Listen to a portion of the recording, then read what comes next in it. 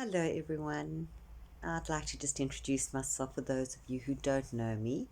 My name is Adi Shub, and the reason that I'm reintroducing my name is I would like this video to really be posted onto many of those that you love and those that you would like to get this very important message to. So I hope that this video really does go viral, because today I'm going to be speaking about something that is so dear and so close to my heart, and that is around vaccination damage.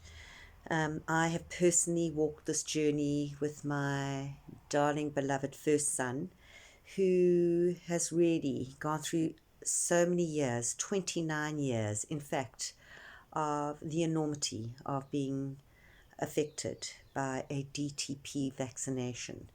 And this is Jad's story. I just would like to say that, as I mentioned his story, that it was, as I mentioned, 29 years ago. And when I try to really explain the story to others, people were just not ready to take in this knowledge.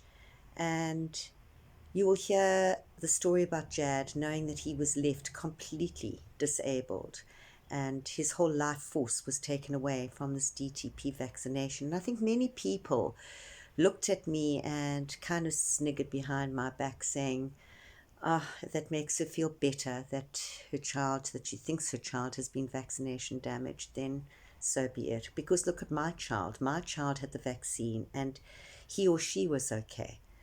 Really? Well, that's quite interesting when ADD and ADHD is such a real big problem these days. Autism, allergies, eczemas. Yes, those have gone through also the many generations, but there's a lot of material as I have been researching more and more, especially now vaccination is such a huge topic of discussion, and especially with the COVID vaccine possibly coming any single day now. So this is at long last a time where maybe Jad's story can be heard, and all the suffering that he's gone through might not be in vain, as even if 5 or 10 people make an informed choice, he's done his work on this planet. So let me begin right from the beginning, and that is from the day that he received the vaccine. Firstly, just to go back a little bit, I was so excited to have this beautiful, beautiful bouncing baby boy come into this world, and he had an amazing APGAR score of 9 out of 10 and 10 out of 10. And our little boy was so focused, and his eye contact was incredible. He seemed to be quite wide awake and really engaging in the world of wonder, until that fateful day where, as a parent, I felt I was doing the responsible thing by taking him through to the closest clinic to go and have his DTP vaccination. And it's quite amazing in those days how we were indoctrinized into thinking that, again, this is the way it has been done for centuries and you just do it. And anyway, you were not even allowed into schools at that particular time unless you had all your vaccinations up to date.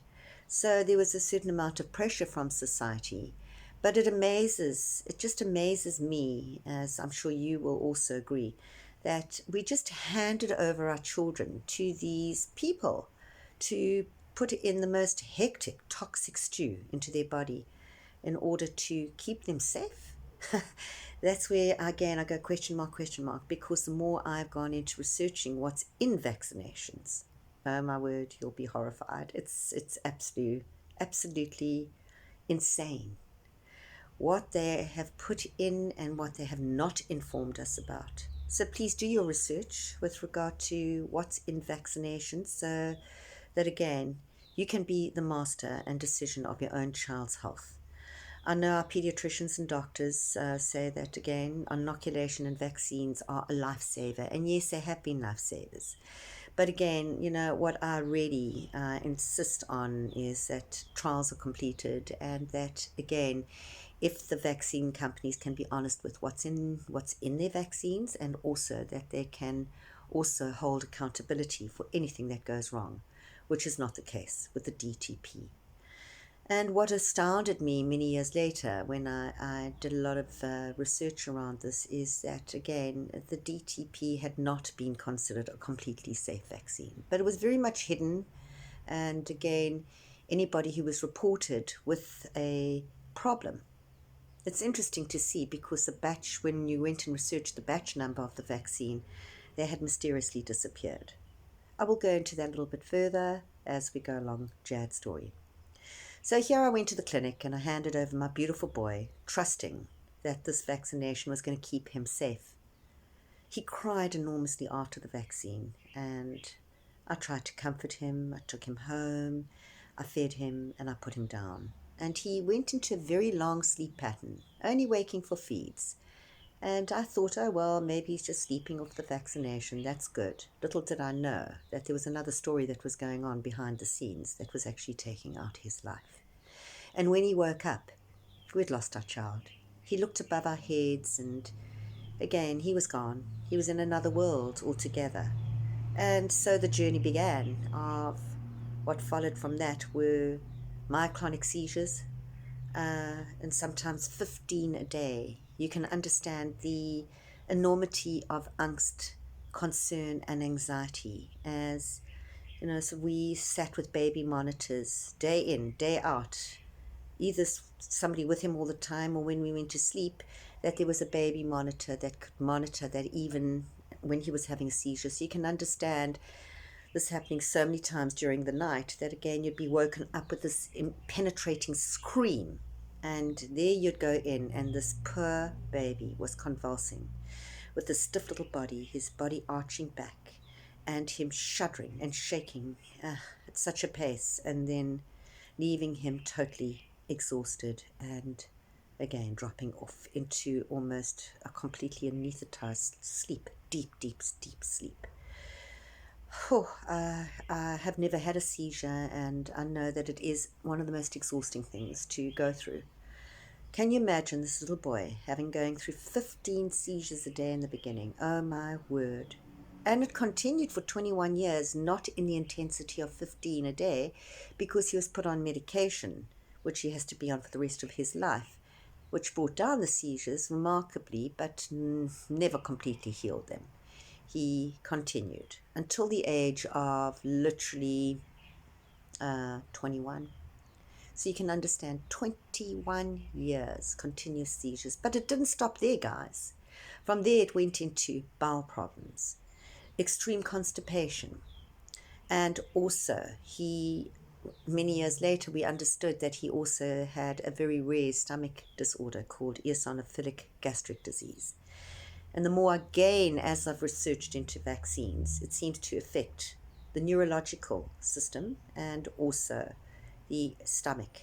So you can understand that not only was he facing digestive disturbances, seizures, he was mute, as well as his development slowed down.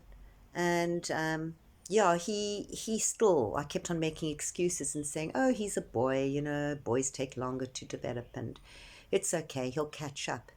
But I kept on fooling myself that my kid was actually okay, despite actually going to physician and top specialists, having an MRI scan, which again, doctors shrugged their heads. They didn't know what was really going on because they couldn't find the cause of what was really creating his problem. In the MRI, there was very slight additional fluid on the temporal and frontal lobe, but nothing that could cause the severity of what he was going through. And so we continued. You can understand how much this exhausted us, financially, and me being the main breadwinner, it was just insane. Specialists, physios, nutritionists, medication, going through every top almost medical doctor to find out what was going on each time, just to get back to that question mark.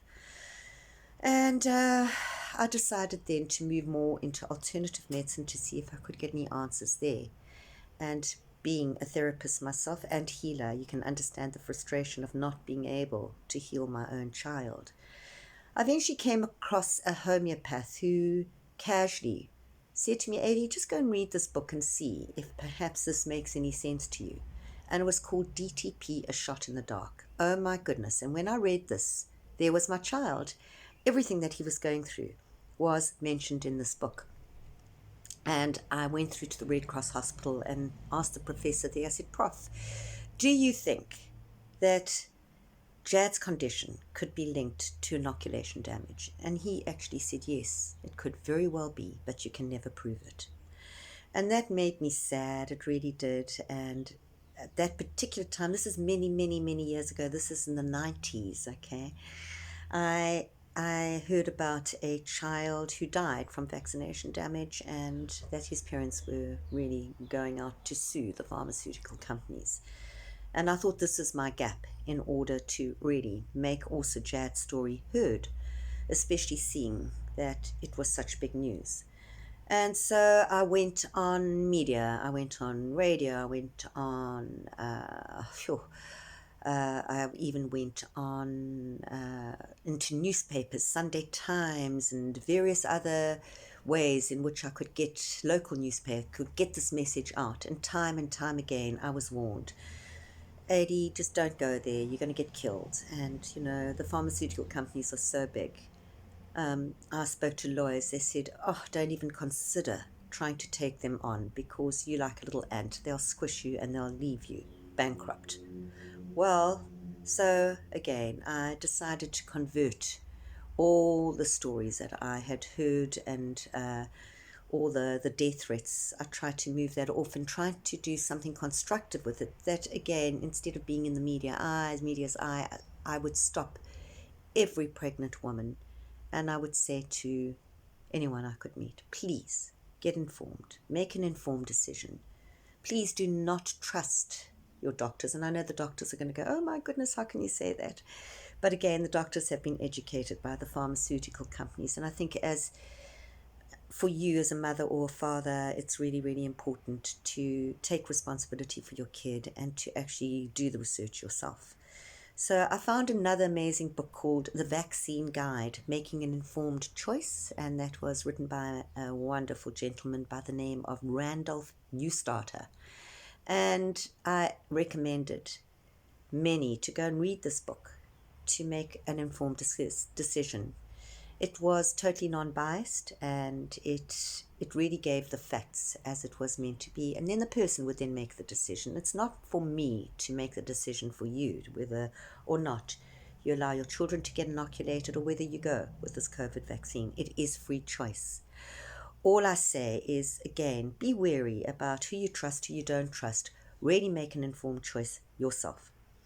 Anyway, so Jad's story continued, and it was exhausting, you know, trying to also, by the stage, I'd had another child, and of course, he also got terribly bruised by this situation because his emotional needs weren't fully met, because Jad was always in crisis. So you can understand the emotional scarring that did in his life, as well as taking strain on my marriage. And then it had many ramifications on my financial, everything around the financial was taken up. The enormity of expense, carers, medication, ongoing therapies. It just was absolutely insane. And I was working as fast as I could and as hard as I could, plus having all the strain and hardly any sleep and almost shaking in the morning as I consulted because I had no choice but just to soldier on. And so it continued for many, many years. And I remember one time where it was just the most heartbreaking and most heart-wrenching. Not only in the way of not being able to help my son, but something happened that was just so extreme, and I don't think I'll ever be able to forget the look in Jad's eyes. And that was, he had a seizure, and the seizure was so intense that it snapped his femur in two. You can understand the strength of that the strength of a seizure that can break a bone. Oh my goodness me. And of course you don't even think about that. you see this your child fitting, and then he's it looks like he's in pain, and because he's had so many digestive disorders, you start giving remedies or medicine for the pain, not realizing that he can't talk, and he can't say, "Mom, my leg's broken." And yeah, sorry guys, I get very emotional when it comes to this part of his story. We rushed him off to hospital, and Jad's little legs were always bent, it was almost in a fetal position. And he had his tendons behind his knees were very tight. So he couldn't straighten his legs. And here we took him to the hospital, and not only was he sitting with a broken leg, but they had to straighten the leg and put those tendons under so much strain. I think they actually I don't know if they just tore them, but to put this cast on. But this child was screaming with agony, it's like an animal in torture. Oh, I'm so sorry, guys. I always just end up getting very emotional around this, which I'm sure you will understand. Such a helpless feeling where you're at the mercy of the medical fraternity who have hurt you, and here they're hurting your son again to try and help him. It was just disastrous. And then to manage a child who couldn't walk with a broken leg, and to pick him up with this big leg protruding, it was just a nightmare. And so it continued.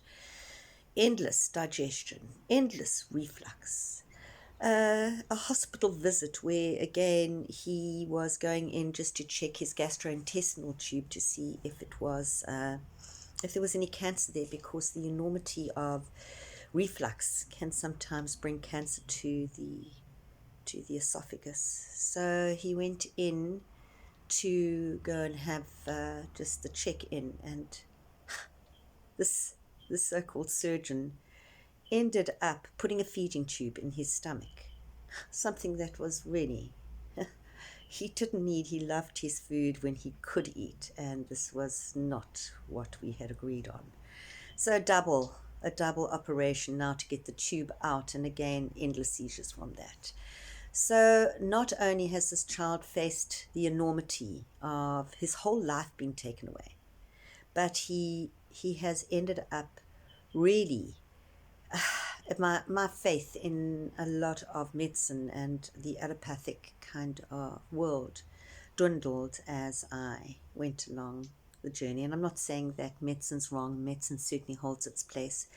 But I think at this time, especially with all the research that's going out and the effects of vaccination, that we really need to stop, pause. Don't trust everybody and do your own research. The doctors won't like you, but at least you go and make an informed choice.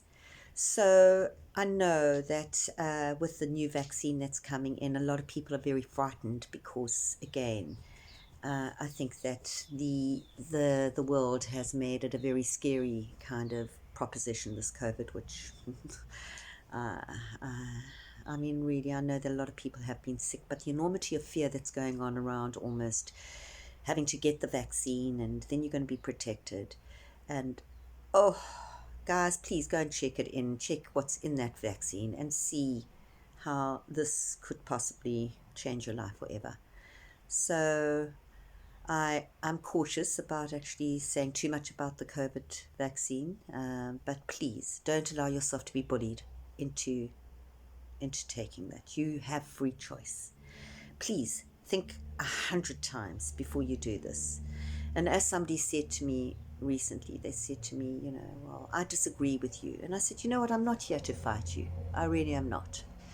I've walked through this journey. I've got the living proof of vaccine damage. And, quite frankly, I have been told that my life would be taken out if I exposed the truth. And whether this video stays long enough to be seen by many, I hope it does. But I hope that the story of my beautiful son's amazing strength, resilience, and his journey has made an impact on you, and that you will at least consider it and think about it many times before you actually glibly hand over your children for vaccinations, and as you also consider this new vaccination that is coming through. So I thank you for taking the time to listen to Jad's story, and I do hope that many of you will share his video.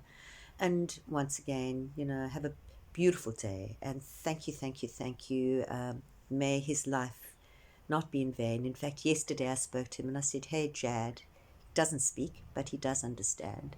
And believe me, he's heard me speak about inoculation damage many times. I said, "Hey, boy, today I'm going to be telling your story to the world." And he's heard me many times saying this, but he looked really sad because I could feel it was like almost, "Oh, Mom, well, kind of, you've told me this so many times and you've spoken about it." And I said, "This time the world's ready to hear you, my love, and maybe your life has not been in vain. And maybe this is your teaching to humanity, is that from a mom, I have used my voice to get your words out of, again, just think twice before you do anything." And may Jad be the hero of really being able to save many people's lives. Thank you, thank you, thank you. Thanks for taking the time.